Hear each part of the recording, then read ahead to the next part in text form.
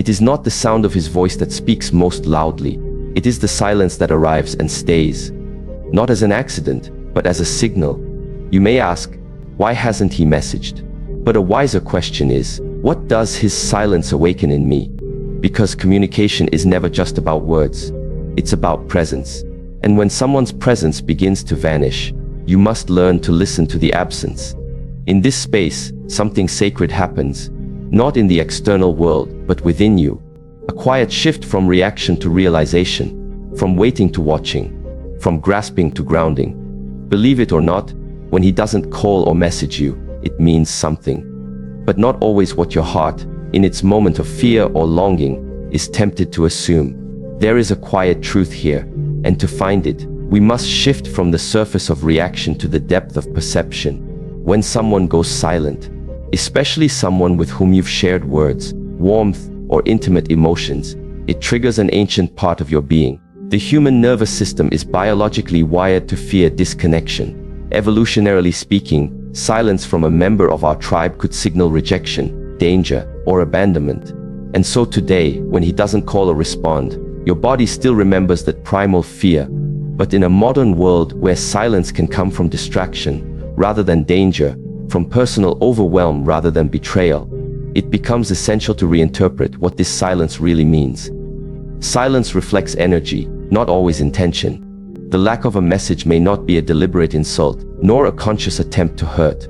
More often, it reflects where a person is within themselves. Not everyone has the capacity to hold space for connection. Not everyone knows how to meet silence with clarity or respond to vulnerability with presence. You may be expecting a reply from someone whose emotional fuel tank is empty. Someone who is not withholding communication, but simply incapable of showing up with the energy that real connection demands. This truth can be painful, especially when you know what you've invested. Perhaps you've poured kindness into your messages, spoken from the heart, or offered consistency. But here is a subtle yet powerful principle from Eastern philosophy. When you plant seeds, you do not immediately demand a harvest. You offer without attachment to result. This doesn't mean becoming passive. It means becoming perceptive, because silence is not neutral. It carries energy. And that energy, when you learn to feel it without ego or desperation, will teach you whether this person's silence is temporary or a sign of deeper emotional avoidance. Let us consider a story. A woman once shared that she had been seeing a man for several months. In the beginning, the messages came regularly. Sweet good mornings, questions about her day, plans for weekends. Slowly, those messages became more infrequent. At first, she rationalized it, work pressure, distractions, maybe even his need for space. But soon, a week passed without a word. She reached out gently, and still nothing. Her mind raced. Did I say something wrong? Is he losing interest? Should I confront him or wait? Eventually, he messaged, casually, as if no gap had occurred, but her body had already registered the inconsistency. When she came to me, she asked, does this mean he doesn't care? I asked her instead, how does his silence feel in your body? She paused. Heavy, she said, like I'm not safe to trust his presence. That moment was her truth. Not his words, not the excuse he eventually gave about being busy, but the energy his silence carried, and the energy it awakened in her. Silence reflects more than a lack of sound. It reveals the emotional atmosphere of the other person. In this atmosphere, some people offer warmth, others bring confusion. Some are like still water, clear and calm. Others are like fog, hazy and uncertain. When he doesn't call or message, ask yourself not what he's thinking, but what you are feeling. This doesn't mean obsessing over fear, but becoming aware. Is your energy rising in peace or sinking in self-doubt? That feeling is data. That is the wisdom your nervous system is offering you, if only you will pause and listen. Which brings us to a second truth. Your nervous system can sense disconnection before your mind accepts it. In psychology, this is often described as a gut feeling, but neuroscience has made this far more precise. The vagus nerve, the primary nerve of the parasympathetic system, communicates directly between your brain and your body, especially your heart and gut. It detects subtle signals of stress, disconnection, or inconsistency far before your conscious thoughts do. That tension you feel when you've waited all day for a message that never arrives. That's not just emotional discomfort. It's your physiology registering relational uncertainty. In Eastern teachings, we often say that the body is more honest than the mind. Your thoughts may try to justify his silence. He's probably tired. He's bad at texting. He'll come around. But your body knows. Your heartbeat, your breath, your sleep. These respond to emotional safety or its absence. A woman once shared how she used to check her phone every 10 minutes, waiting for a man who said he cared but rarely followed through. I felt anxious all day, she confessed. Even when he finally messaged, I was already drained. What she didn't realize then was that her body had been screaming for emotional clarity long before her mind admitted that this relationship was not feeding her, but starving her. When a man goes silent, he might not be trying to hurt you, but your nervous system still experiences it as emotional withdrawal. This is why waiting in uncertainty can be so exhausting. Your brain activates the stress response, the same system triggered by physical danger, because to your emotional system, inconsistency is a threat. Now, imagine you are not only experiencing this once, but repeatedly over time. What happens? Your body adapts, you become numb, or overly reactive, or clingy. Not because you're too emotional, but because the body is trying to protect you from the pain of unpredictability. So what do we do with this knowledge? We begin by listening to the body without judgment. Instead of labeling your anxiety as weakness, see it as wisdom. Instead of blaming yourself for caring, thank your system for being so sensitive to energy. Because in relationships, your awareness is your strength, not your desperation. The more you attune to your own signals, the less you need to chase clarity outside of yourself. Let us pause here for a moment. Imagine a pond, still, undisturbed. When a stone is thrown in, the ripples spread quickly. Now, imagine that instead of a stone, it is silence that disturbs your peace. The ripples are your thoughts. The more you try to chase the source, the more the water stirs. But when you allow the silence to be what it is, the ripples fade, and the clarity returns. That pond is your inner world. And the stillness you cultivate is not for the other person's sake. It is for your own restoration. Here's the profound paradox. The more you need someone to explain their silence, the more power you have given away. But when you sit with that silence, breathe through it, and feel its weight without running from it, something shifts. You begin to see that the silence is not empty. It is full of answers. You stop asking, why didn't he message? And begin to ask, why did I attach so deeply to his presence to feel abandoned by his absence? This question doesn't weaken you, it empowers you. There is an ancient Zen teaching that says, when the archer misses the target, he turns and seeks the fault within himself. This is not about blame, it is about mastery. You cannot control who messages you. You cannot control how someone communicates. But you can master your response. You can train yourself not to chase, not to panic, and not to collapse into fear. You can build an inner temple where your worth is not measured by the pings of a phone, but by the quiet confidence of your own self-regard. So what does it mean when he doesn't call or message? It may mean he is emotionally unavailable. It may mean he is distracted. It may mean he is not aligned with your emotional frequency. But most importantly, it means you are being invited to return to yourself. To stop outsourcing your peace. To reconnect with the intelligence of your own body. To say, if this silence continues, I will not fill it with stories. I will feel it, and I will act, not react, from a place of truth. There is power in that stillness. A woman who is grounded in her body, attuned to her nervous system, and clear about her emotional needs becomes unshakable. She no longer needs to chase answers. She is the answer. And even if he does eventually message, it will not define her reality. Because her worth was never tied to his timing. It was rooted in her awareness all along. This is the first step toward emotional maturity in love, shifting from interpretation to observation, from reaction to realization, from confusion to clarity. And the body is your first teacher. Let the silence speak, but do not let it define you. Let it teach you. Let it reveal who is truly meant to walk beside you, and who is only passing through as a lesson in self-mastery. Because when you stop fearing the silence, you begin to hear your own soul clearly. And that voice is the one you've been waiting for. Attachment craves answers, but awareness offers peace. This is a distinction most people only come to understand after heartbreak, after long periods of waiting, after repeated lessons of emotional confusion and relational discomfort. It is not something we are taught as children, nor something we absorb easily from society, which conditions us to seek external validation and confirmation. And so when a man stops calling or messaging, the instinctive reaction is to look outward. Why did he change? What does his silence mean? Did I do something wrong? Was it something I said?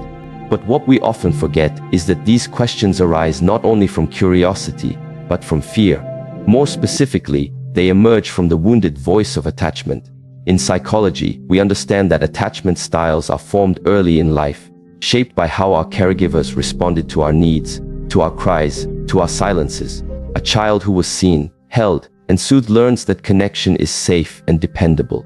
But a child who was ignored or inconsistently attended to learns that love can be withdrawn at any moment, and so grows up craving reassurance, validation, and emotional certainty. When that child becomes an adult, the patterns do not vanish. They simply evolve. The emotional need may now take the shape of a message waiting to be read, or a call that never comes.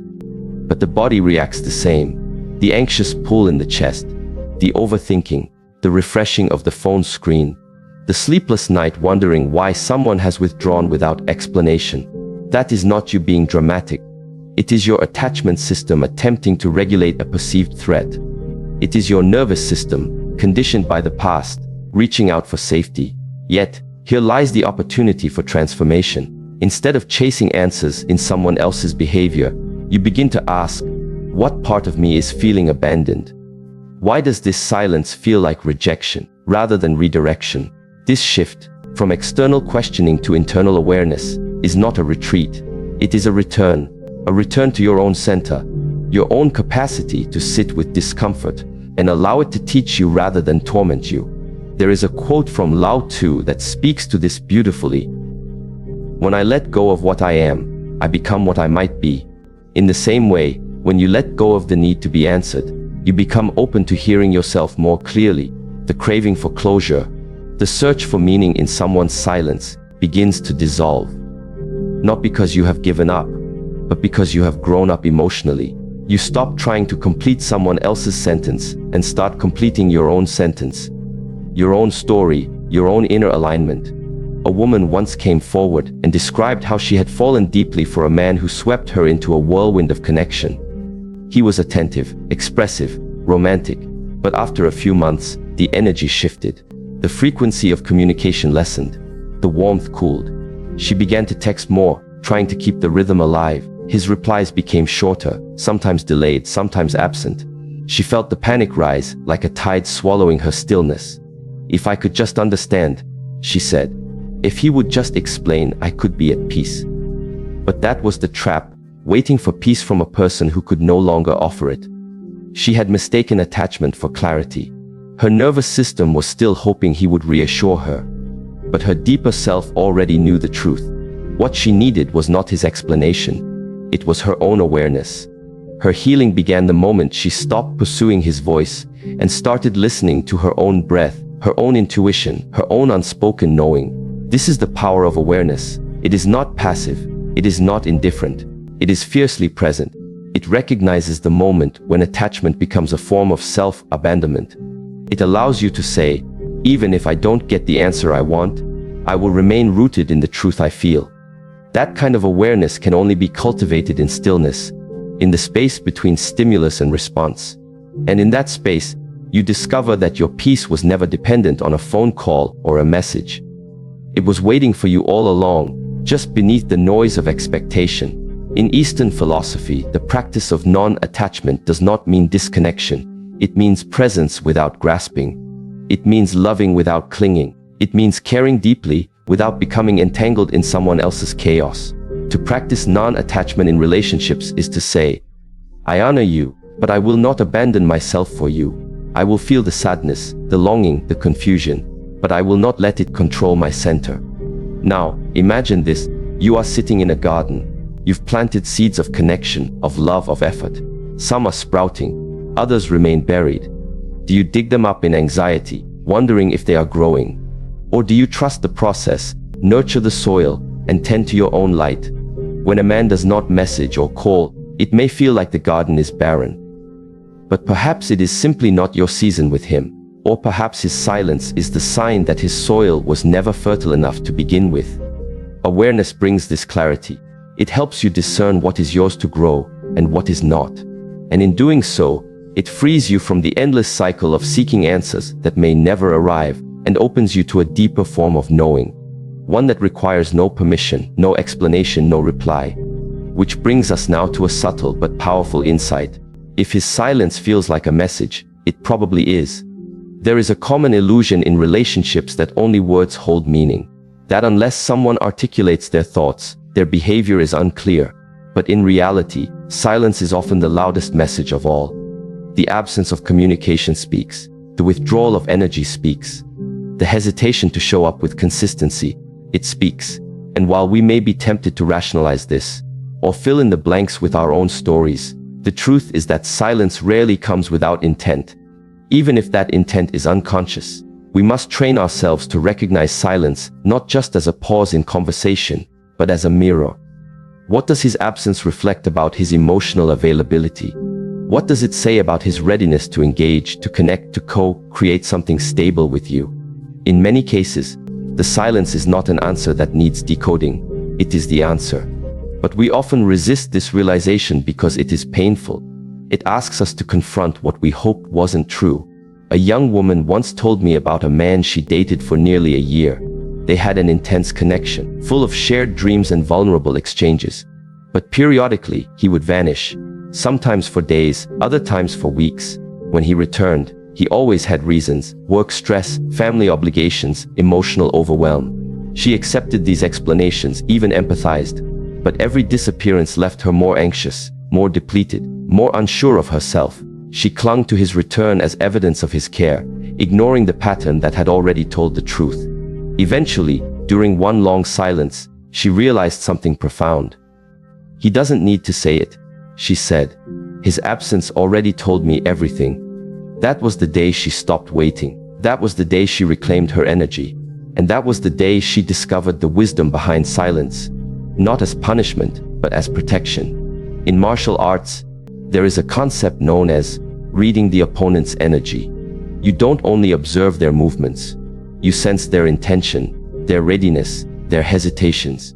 In the same way, you can learn to read the energy behind someone's silence. Is it avoidance? Is it indifference? Is it emotional confusion? Is it fear of closeness? Each carries a different vibration. And when you become attuned to these subtleties, you no longer need to demand clarity. You simply observe and choose accordingly. This is not about judgment, it is about discernment. A man may not message because he is overwhelmed, or unsure, or emotionally distant. That is not necessarily a reflection of his malice, but it is a reflection of his capacity. And your awareness must include this truth.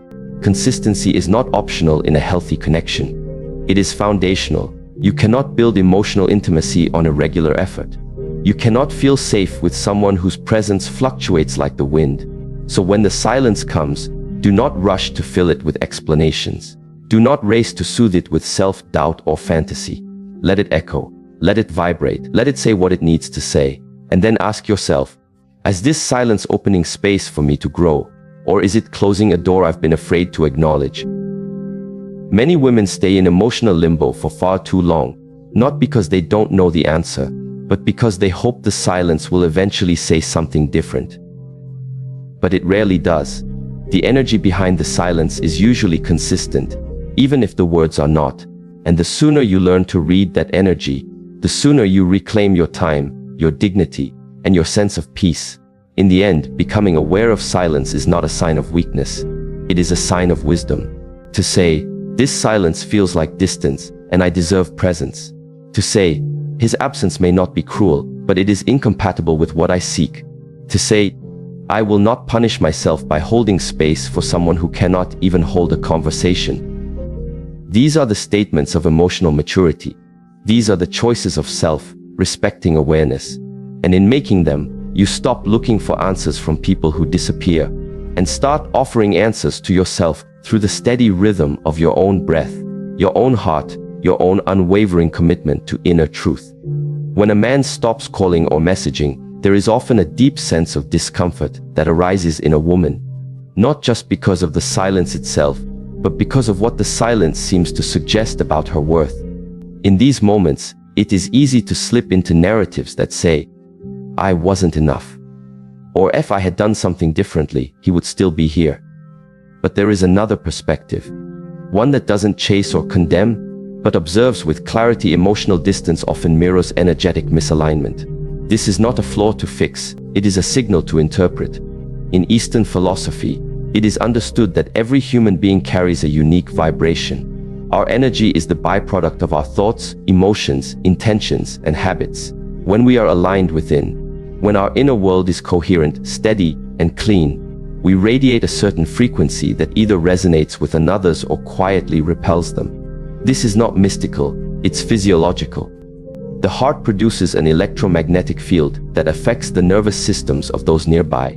The coherence or incoherence of that field influences the quality of our interactions, often beyond words. So when a man pulls away, when he doesn't text back, or fails to return a call, it's not just a behavioral event, it is an energetic message. His distance may not always be conscious, but it is rarely random. In relationships, people respond not just to what you say, but to what they feel in your presence. And likewise, you respond to what you feel, whether you acknowledge it or not. Often, when you feel ignored or neglected, it's not simply because he isn't reaching out. It's because your energy is no longer resonating with his current state. The connection that once seemed natural may now feel disjointed, awkward, or out of rhythm. This is not a reason to despair. It's a reason to listen, not to his silence, but to your vibration. Who were you when he first showed up in your life? Were you grounded, curious, expressive? Were you soft yet strong in your boundaries? And who are you now? Did you begin to shift to hold on to him? Did your energy begin to operate from fear rather than trust? These questions are not meant to assign blame, but to reclaim agency. Your energy is your responsibility. Your alignment determines not only who is drawn to you, but who is repelled by you. Let me share the story of Aliyah, a woman in her mid-40s who found herself emotionally attached to a man who was inconsistent in his communication. In the early stages, they talked daily. Their exchanges were warm, humorous, and filled with future plans. But over time, the calls became infrequent, the replies shorter. The emotional connection began to fray. Each time he withdrew, Aliyah would panic. She would text more, call more, try harder. Her energy became anxious, unpredictable, and unconsciously heavy. She was still the same woman, but the frequency of her presence had changed. She had shifted from curiosity to control, from flow to fixation. What Aliyah didn't realize was that her vibration, once confident and whole, had become entangled in the outcome. She stopped being herself and started being a reaction. And that reaction changed the entire energy dynamic of the relationship. The man began to feel that pressure, not through words, but through resonance. And slowly, he began to withdraw even more. Not because she wasn't worthy of love, but because the energy no longer felt expansive, it felt contracted. The real turning point came not when he finally stopped replying to her altogether, but when Aliyah stopped replying to herself. She stopped checking in with her body, her spirit, her wisdom. She became a satellite orbiting someone else's signal, hoping for a broadcast that never came. But silence is sometimes the medicine we don't want to swallow. In her solitude, she began to feel again, not the absence of him, but the absence of herself. That grief, when fully embraced, became a doorway. She began meditating again, walking in nature, journaling without censorship. She revisited the music she loved, rekindled her friendships, and slowly her energy changed. Her vibration no longer pleaded, it pulsed. It no longer grasped, it grounded. And without needing to chase or explain anything, she noticed something fascinating. The man messaged her again. But this time, she didn't respond immediately. Not out of pride, but out of presence. She needed to feel her center before reacting. This is the secret many never realize. When you shift your energy, the world responds. Not always in the way you expect, but always in a way that mirrors your current state. A man may retreat when your vibration becomes chaotic. Not because he doesn't care, but because he cannot anchor himself in energy that seeks to possess rather than share. Alternatively, A man may draw closer when your vibration becomes open yet sovereign, warm yet self-contained. It is not about perfection, but alignment. The most magnetic energy is not loud or performative. It is calm and clear. One of the reasons energy plays such a powerful role in relationships is because humans are wired to detect emotional congruence. Through mirror neurons, the brain picks up on subtle cues of safety or danger, authenticity or performance. You cannot fake alignment. You cannot pretend to be calm while your inner world is in chaos. People feel the dissonance, even if they don't know how to articulate it. And in men, especially, this plays a strong role. If a man senses emotional over-investment before mutual commitment, he may subconsciously associate that with a loss of freedom or emotional overwhelm. Not because love is wrong, but because the energy is no longer balanced. A woman named Leon once told me that the moment she stopped trying to force clarity from a man who had become distant, she experienced a new kind of clarity in herself. She said, "I always thought he was the unpredictable one. But now I see, I was the one sending out confusing energy. I said I trusted the process, but I was constantly trying to control the outcome. I said I was open to whatever happened, but I was obsessively checking my phone." He didn't need to say anything. He just responded to what I was unconsciously broadcasting. That insight changed everything. She didn't need to become less emotional or more stoic. She just needed to come back into alignment. When she did, her energy became clean. And with that cleanliness came empowerment. She no longer waited for texts. She waited for resonance. And if it didn't come, she didn't collapse. She redirected her energy inward. She honored her own vibration more than someone else's attention. In Qigong and internal martial arts, practitioners learn to cultivate a field of internal stillness that is stronger than external turbulence. They move slowly, deliberately, not to show off grace but to master their own energetic presence. In relationships, the same principle applies. If your emotional field is centered and consistent, then you are not easily thrown off by someone else's inconsistency. You observe, you feel, you choose. And from that centered space, you gain clarity. Not because someone spelled it out for you, but because you became attuned to the silent language of energy. This brings us to a profound truth. Energy does not lie. Words can deceive, gestures can mislead, but energy remains honest. A man may say he cares, but if his actions are distant, you feel the truth in your body. You feel the absence even in the presence. Or he may say little, but his energy is steady, his presence grounding, and that too tells you everything.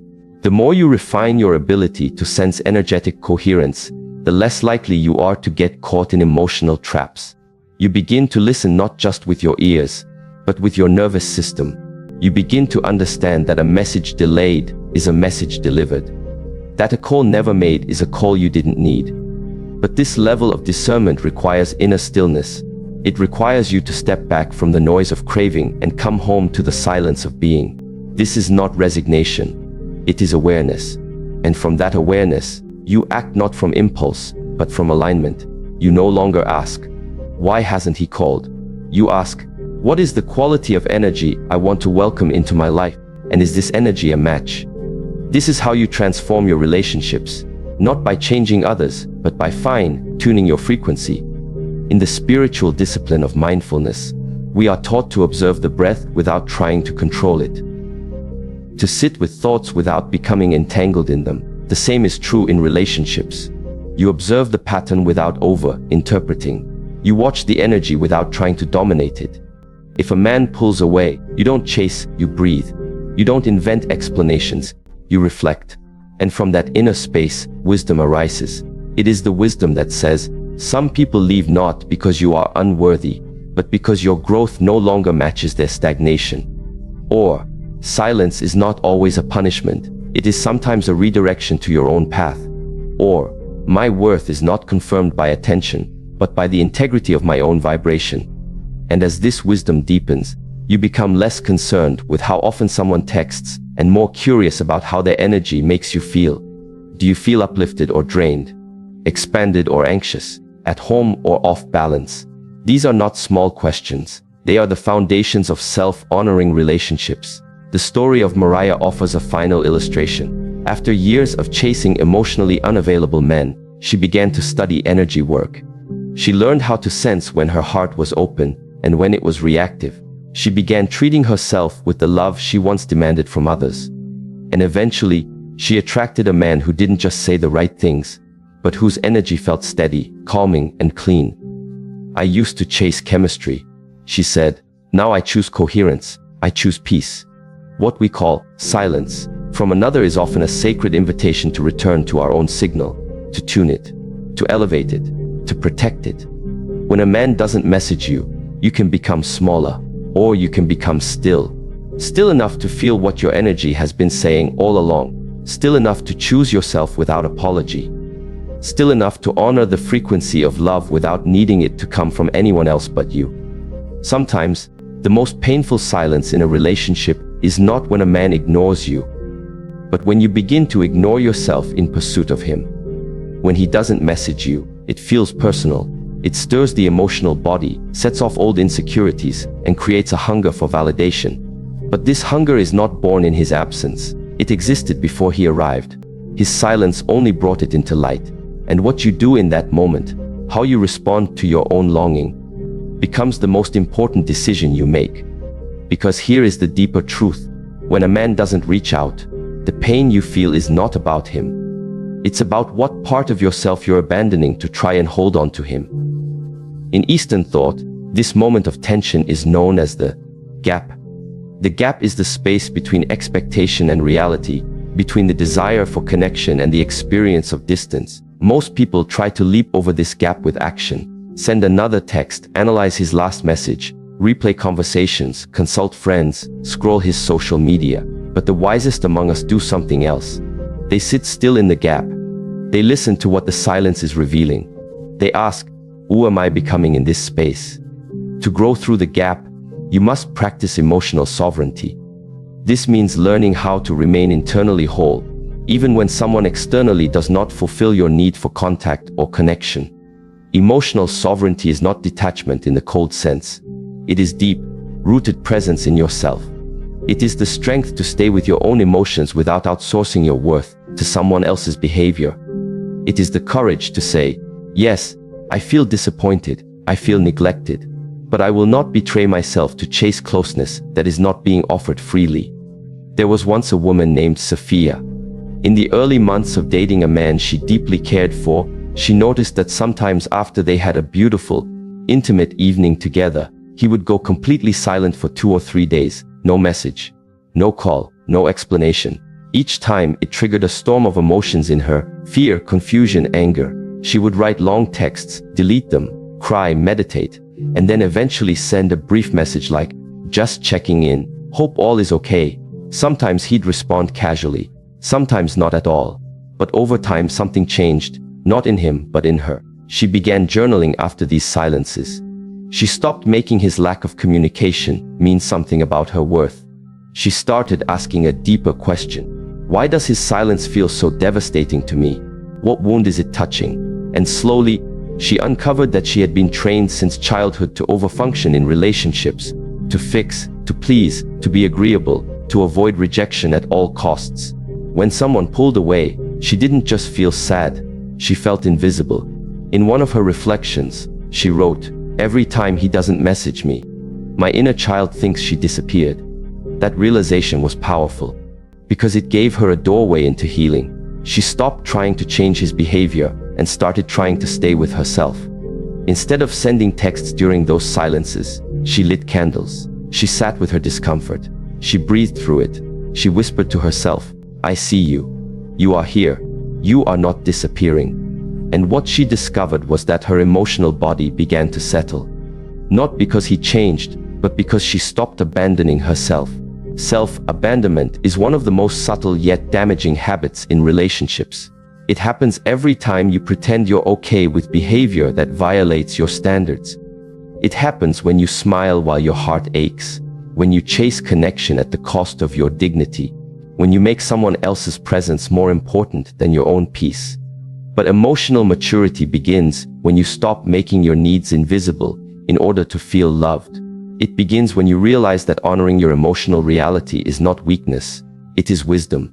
In neuroscience, the concept of interoception, refers to your brain's ability to sense internal states, heartbeat, hunger, tension, breath. The more you strengthen interoception, the better you become at identifying what you truly feel. In relationships, this translates into emotional clarity. You don't just react, you respond from awareness. When a man doesn't message you, instead of spiraling into stories about rejection, you pause.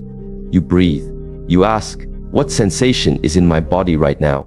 What emotion is here? And what does it need from me, not from him? This is the practice of emotional self-care at its highest level, and it creates a foundation for authentic connection, because a woman who knows how to hold her emotions without outsourcing them becomes deeply attractive, not in the surface sense, but energetically.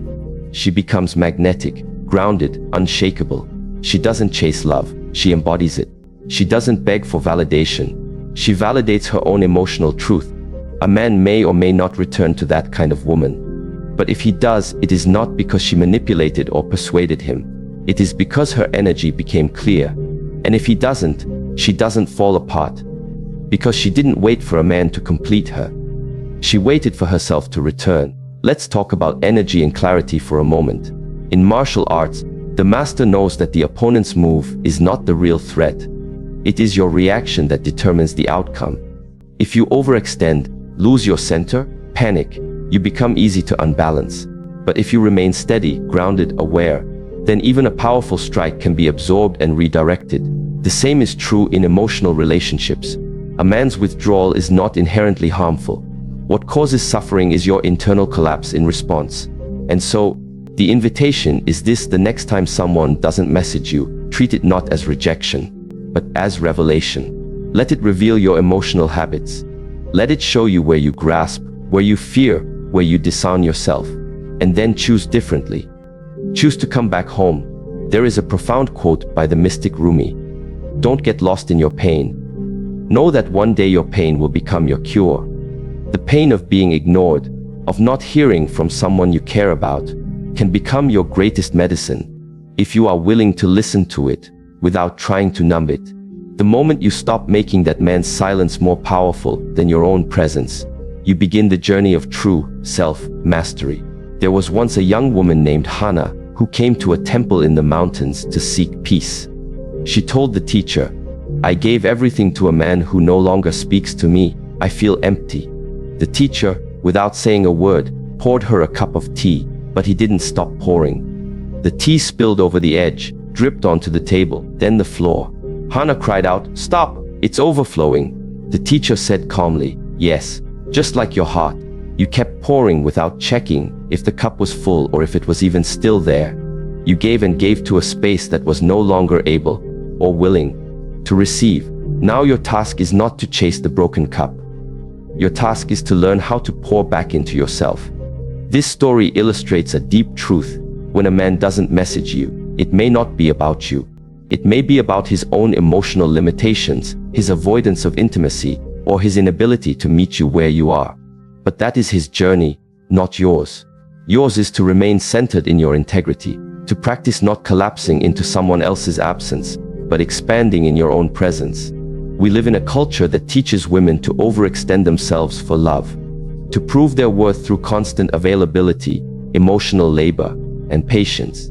But true love begins where self-betrayal ends. If a man pulls away, and your first instinct is to question your worth, pause. That is the moment to practice something radical: self-inquiry over self-doubt.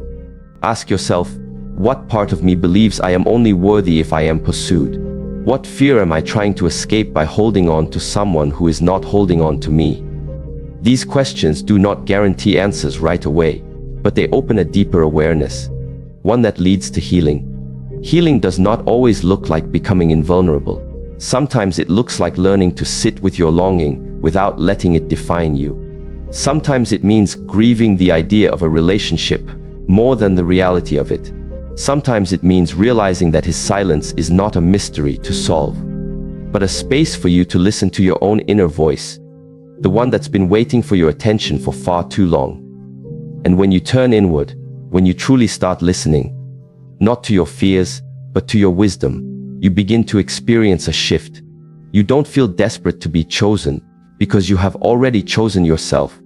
You don't chase love, Because you recognize that love is not something you find, it is something you become. This does not make you cold.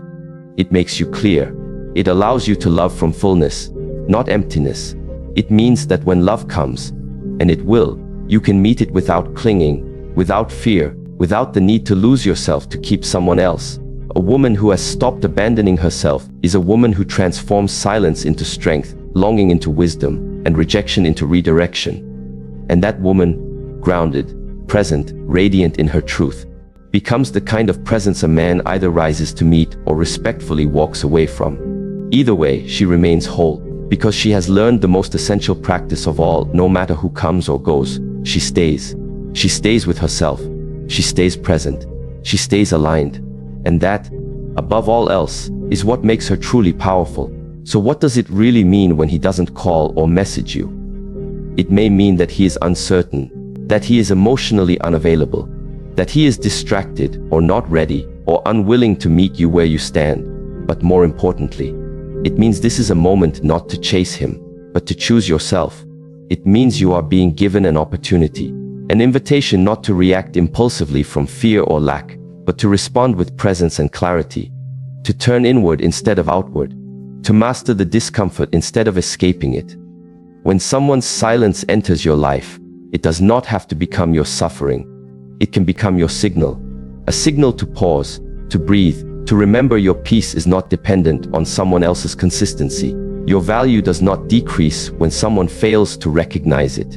And your wholeness is never in question simply because another person could not hold space for it. The way someone else handles connection reflects their journey.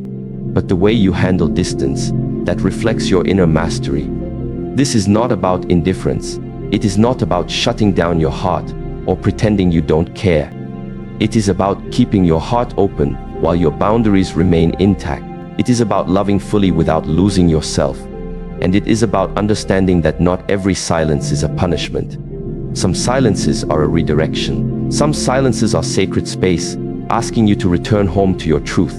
In Eastern philosophy, there is a principle known as Wu Wei, effortless action. It teaches us that there is power in allowing things to unfold naturally, not forcing, not begging, not chasing, simply aligning with the rhythm of life and listening closely to what is being shown, even in stillness. When he doesn't message you, listen, not to your fear, but to your wisdom. What do you need in that moment? Not from him, but from yourself. Stability, reassurance, patience, courage. Give it to yourself. Every time you meet your own need with grace, you become less dependent on unpredictable circumstances and more rooted in unshakable self-trust. And in that energy, something remarkable happens. You stop needing to convince anyone of your worth. You begin to embody it.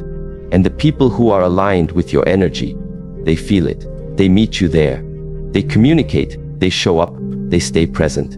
Not because you demanded it, but because you no longer settle for less. So if his silence has become a mirror, use it well. Not to judge yourself, but to remember yourself. Not to diminish your light, but to protect it. Not to question your love, but to strengthen the vessel that holds it. You are not here to chase what withdraws. You are here to rise in the presence of what remains uncertain. To live, to breathe, to feel, and to return to the sacred truth. You are whole, even in the absence of a reply. You are loved, even when not affirmed by someone else's voice. And you are powerful, not when he calls, but when you answer the call of your own soul. That is the essence of self-mastery. That is the path of the wise. And that is where your transformation truly begins.